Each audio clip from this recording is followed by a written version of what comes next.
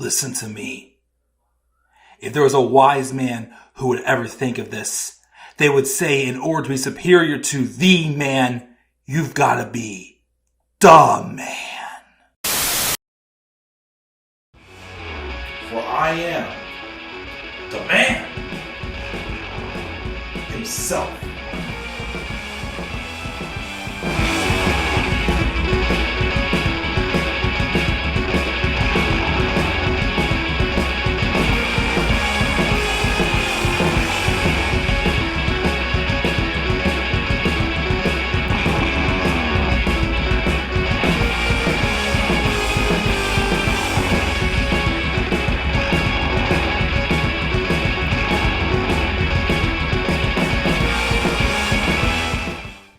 Hello all, and what is going on? How y'all doing tonight? This is the Club of the Man 1993, and I am here for my review of this past week's episode of Monday Night Raw. It'll actually be the second to last Raw review I do for 2023, as we'll have Monday's Raw, and I believe after that, between December 19th and the 25th, Raw Superstars will get to go home for the holidays. So, the SmackDown next Friday and Christmas Day will probably more so of like clip shows. So, those probably won't be anything I'll be reviewing. So, because of that, there's 2 Raw reviews left and 2 SmackDown reviews left for the year. And this is one of those final 2. But I'm going to talk about this show kind of briefly. I don't really have too much to say about this week's episode of Raw. Other than, of course, the stuff with CM Punk making his decision. The stuff with Jey Uso and Drew McIntyre I thought was pretty good too. Most of the other stuff I thought was kind of there. Like, it was okay. I just didn't feel like there was quite as much, like, development, I thought, than there was previously in other episodes, where it felt like people were getting opportunities. Don't get me wrong, some people were, but it wasn't quite as story driven, if you know what I mean.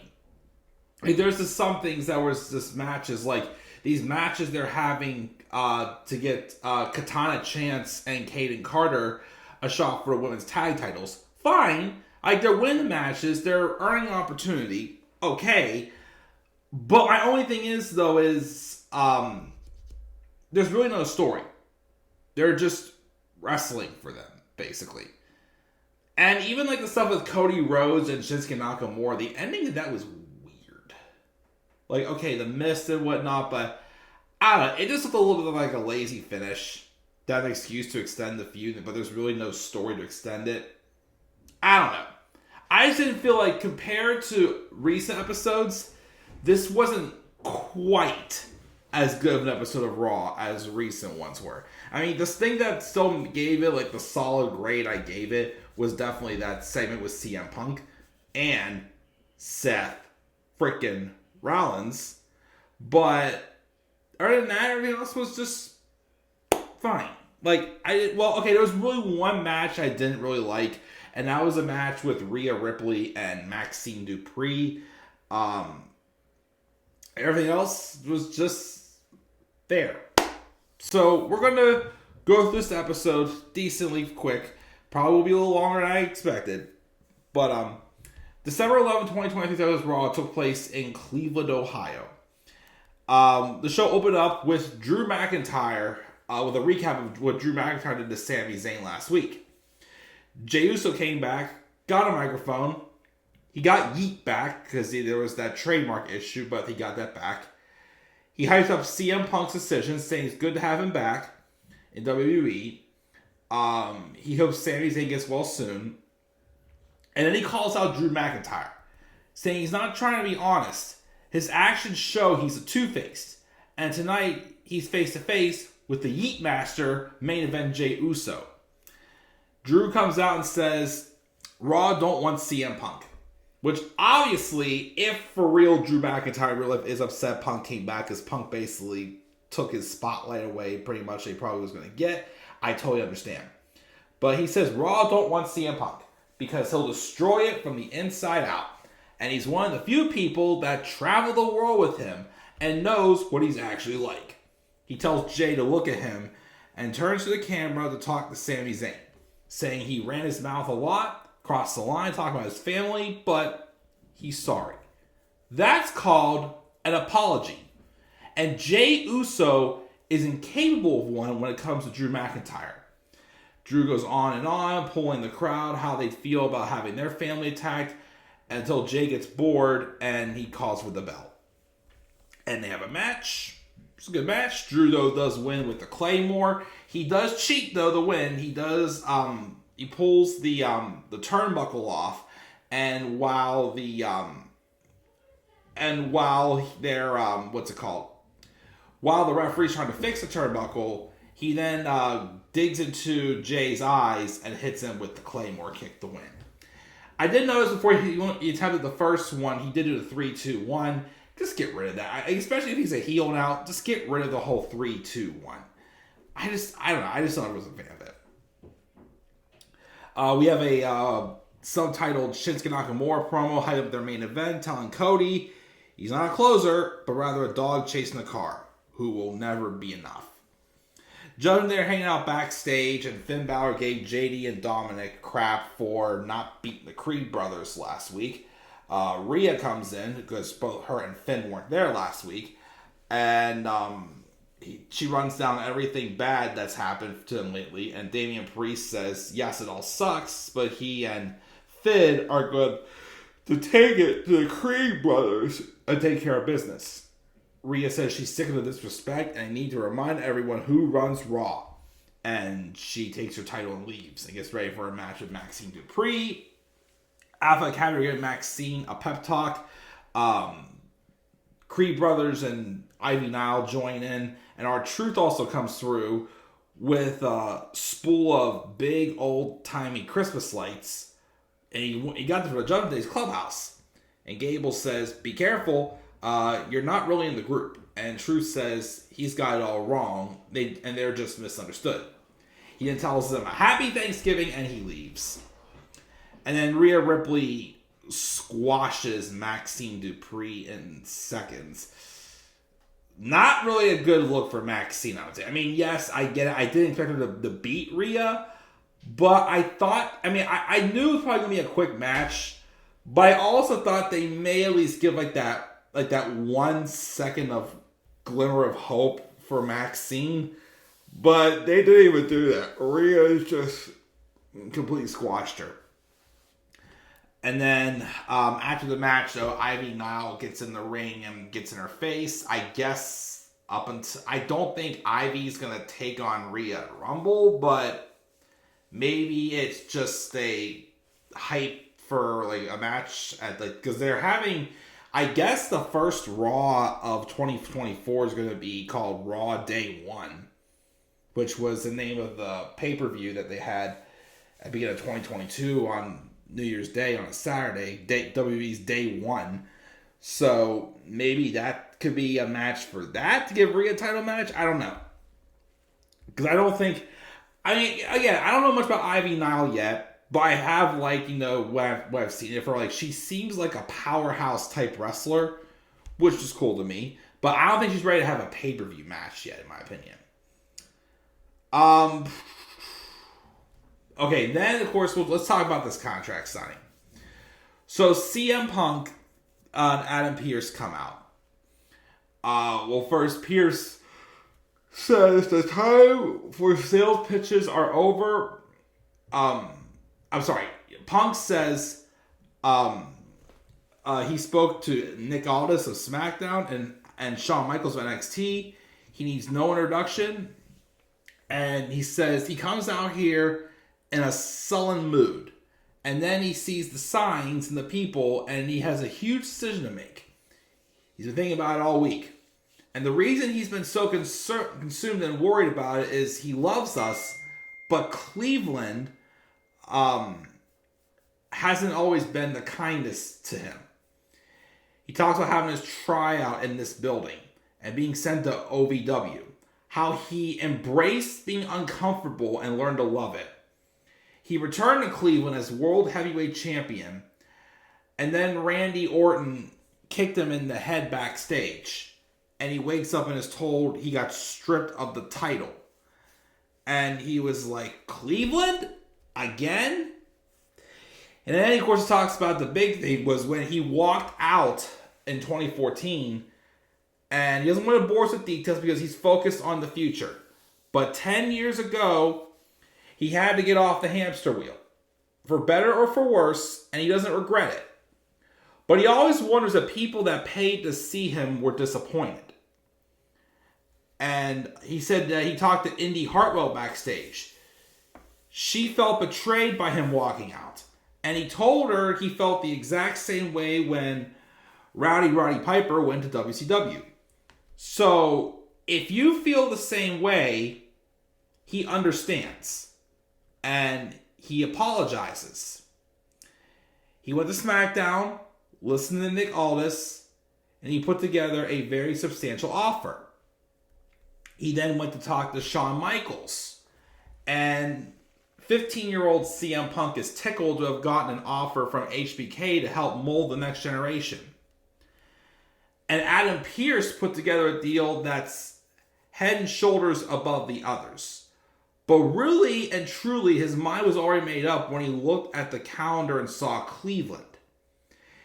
He's here to bury the ghosts, the rights and the wrongs. And his future starts now. You couldn't write a better show. 10 years almost to the day, CM Punk walked out, and he walks right back in. And if you're happy about it, if you're mad about it, you better learn to love it. Because, congratulations, Adam Pearce. CM Punk is the newest Raw superstar. And CM Punk is home. So, as expected, he chose Monday Night Raw. Shook hands, and Punk signs his contract. But then, I thought that was going to be it. But we ain't done yet. I didn't think we were going to get this quite yet. Then we hear the burn it down! And sure enough, here comes Seth freaking Rollins. We've been waiting for this confrontation. Again, didn't think it was going to happen yet, but they got it over right here. He gets in the ring. We get like that stare down, like that obvious, like, you know, if there was a WrestleMania poster, that would obviously be the poster with the stare down. Seth lets them sing before cold shouldering past Punk, and he gets on a microphone. He welcomes Cleveland to Monday Night Rollins, and he welcomes Punk to Monday Night Raw, or Rollins. He said, ask Punk for just one little favor, though. Don't you dare call this place home. Punk abandoned this place 10 years ago and actively tried to tear it down, slandering him and every person in the locker room, and now he wants to walk back here and call this place his home? It's not his home, it's Seth's. Everyone in the locker room is his brother and sister, and the crowd is his family, and he will do anything to protect it from people like CM Punk, which you can see Punk like chuckling. Obviously, that was meant to have kind of a similar feel to like what happened whenever Hangman Adam Page cut that promo that first started the whole stuff with Punk and Colt Cabana and put that in motion. But obviously, Punk was probably more aware this was going to happen. So obviously, Seth was going to shoot down that low. But he wants to make it perfectly clear. No confusion. He knows he's a bit worked up, but he's going to say it plain with every fiber in his being. He looks at Punk and all he says is, I hate you. And one of two things is going to happen. Punk will either expose himself and self-destruct like always, and he'll be the first person to slam the door shut on his legacy. Or, if he has changed by some miracle, he's got any gas left in the tank, maybe one day Punk will be lucky to fight him for the world title. Punk then just says, are you done? And says that his one pass to speak disrespectfully without Punk coming after him. He's never asked for anything to be handed to him, and he's always done things the hard way. And then he asked Adam Pearce to make it official. CM Punk is the second person to enter the Royal Rumble match. And when CM Punk wins the Rumble, maybe it's Seth he goes after. I love that promo. I thought, I was surprised they had the first encounter that soon. But honestly, if I gotta be honest, Seth did outdo Punk. I was saying this from the moment Punk came back and he started calling this place home. It's like, okay, you came back, and he's right. All these years, he kept saying how WWE was not a good place for him. He even flat out said, he went as far as saying when he left professional wrestling whenever he left Ring of Honor. And then he came back whenever he debuted in AEW. But again, what's changed? Why is he not calling this place home? Like, Rollins set him up properly to tell the story. He's got to tell the story as to, how he's changed. Like, allow us over the next few months till WrestleMania to learn about your change. Like, what led you this direction? What's different than the CM Punk that we got before that said that it was a nightmare working here, but now all of a sudden he's calling it home? Which again, you can say, of course, it's the WWE fans who truly wanted him back. But, it's again, Punk loves his fans, but did he always love WWE though? Or, of course, to go to AEW and realize the hell he went through there, that Raven realized he is fortunate to have WWE in his life. But, of course, we've got to wait and see. But I thought that was a beautifully done promo. And again, I'm not upset at all that Seth outdid Punk there. He set Punk on a pedestal, spoke a ton of truth. Now Punk's got to, over time, slowly prove his worth. And that he truly does want to be there. So I really enjoyed that. Ivar and Bronson Reed had a good big man match. Bronson Reed won with a suplex. CM Punk ran into Judgment Day backstage. And asks where Rhea Ripley is, and Damian Priest laughed and calls him funny and welcomes him to their show. And he says he hopes he's the guy that finishes his story because he'll be waiting with his Money in the Bank briefcase. Then Judgment Day goes to the ring, and Finn Balor asks everybody to rise again after they didn't listen to Damian Priest. And he says they're in town, so step up and get whooped down. And it doesn't matter if you've been here, you came back, or if you're new here, you're all officially on notice. And then R-Truth came out saying he was looking for the clubhouse to decorate, and it seems like they got lost. And it says, where's his invitation to the holiday party? JD tells him and yells at him, and Damian tells him to take it easy before calling Truth in the ring to hear what he has to say. Truth comes down and says he has got a lot of ideas to share with them right here in Cleveland. And Finn's like, let's hear them. Truth first says they got to get rid of JD because nobody likes him. Then Damian needs to stop calling himself the boss. He thinks he's a fantastic boss, but it makes Mommy mad, and she gets upset. And when she's confused, we're all confused. Priest's like, that's funny. And he understands why people like him. And Finn even says he does. He likes him too. And everybody loves R-Truth but Damian Priest, who drops him with a lariat, and then they beat him down. The Creed brothers, though, came out to make the save. And then basically just getting setting up for, I think that match is next week, I think it is, for the tag titles with Judgment Day and the Creed brothers. Okay. Also, we then backstage, first we see Drew McIntyre running into CM Punk.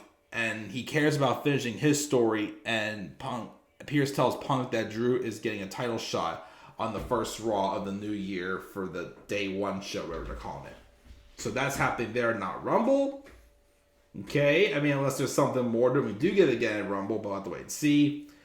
Kofi Kingston has a nice reunion with CM Punk as well. We knew they're good friends. He also meets Chad Gable, and he also meets Ricochet, but he tells Ricochet he's bad at video games. And then Adam Pearce calls them into his office because he has an idea for the Intercontinental title picture. Katana, Chance, and Kayden Carter then beat Candice LeRae and Indi Hartwell. Like I said before, they're just having matches. They're winning them. Not really a story, but they're winning matches. So they get a shot at the women's tag titles next.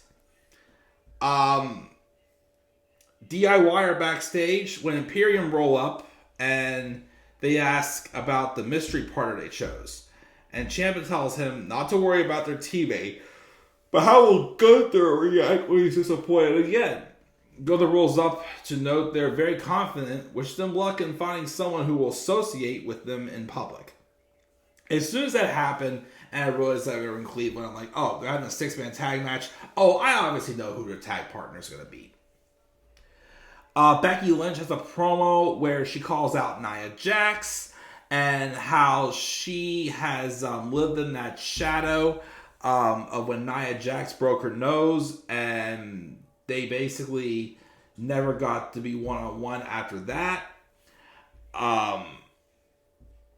She says a few little zingers in there, including that when Becky main evented WrestleMania, Nia was getting double knee ACL surgery because she's so unlikable that even her own knees won't stand up for her. I'm like, dang. Nia comes out and look, I know I gave Nia a little bit of credit that I thought her in-ring work has been a little bit better since she's come back. The promo skills just automatically just kill all that to me. And Nia comes there and blah, blah, blah. I ain't fired anymore. I'm right here. And that punch just showed that was a lucky swing and it almost ended her career. Well, Becky's career. And everyone's so mad about it, but this is a contact sport. What do you expect? Becky doesn't hold it against her because she knows she's the most dangerous woman in the business. And Nia says that's why people haven't stopped. Everybody stops talking about me. And Becky, thank you for that, because no one stops talking about it. Everybody starts talking about me. I can't stand her freaking thing. But basically, they go on and on about how basically, Becky has to beat Nia to basically get out of the shadow, this and that, and whatever. Let the match happen. Again, there's history, but just quit putting Nia on the microphone, because I don't care. Cody Rhodes reacts to CM Punk signing with Raw, saying he's very happy for everyone involved, and both he and Punk are aware that they can't finish both their stories at once. And had Shinsuke Nakamura not missed at his face, he'd be a lot more excited about his match tonight, but now he's discovered that he's vicious, and that's okay by him because that's a problem he knows how to solve. And Shinsuke says that he asked for this. Damn right he did. Imperium come out and then they have their match with DIY and their mystery partner, as I figured, was The Miz. And it led to the babyfaces winning with Miz taking the Skull Crusher finale on Giovanni Vinci. So obviously, Miz earned another shot for the IC title, but if he loses, he can't fight for the IC title again as long as Gunther is champion. Unfortunately, that is probably happening. It's just me, though, or is anyone else besides me getting a little sick of seeing DIY the Wrestle Imperium? They need something different to work on. Because, again, other than Gunther, the rest of Imperium, I just don't care. And the main event was Cody Rhodes fighting Shinsuke Nakamura. The match was fine until the ending when Cody won by DQ because Shinsuke used the red mist and beat down on him, and then randomly the Creed brothers come out to make the save. I don't know why they did that. That was random, but weird and awkward finish to end the show. Like I said, it wasn't a horrible episode of Raw. I just didn't feel like we had as much development as we had in recent weeks. So I'm going to give the show a B-. Again, the CM Punk and Seth Rollins promo was clearly what saved this from being like a mid-episode of Raw. But yeah, B-. What are your guys' thoughts on this week's episode of Raw? What are your thoughts also on CM Punk choosing Raw to sign with? Leave your guys' thoughts down in the comment section below. And be sure, also, as always, to slap a like on the video and subscribe for more content to my channel. And follow me on Twitter at the Club of the Man 93. You can also follow me on TikTok and Instagram at the Club of the Man 1993. Until then, guys, I'm checking out. Catch y'all later. And do not forget, in order to be superior to the man, you've got to be the man. For I am the man himself. And that is not just an opinion, folks. That is a fact of life. Yeah!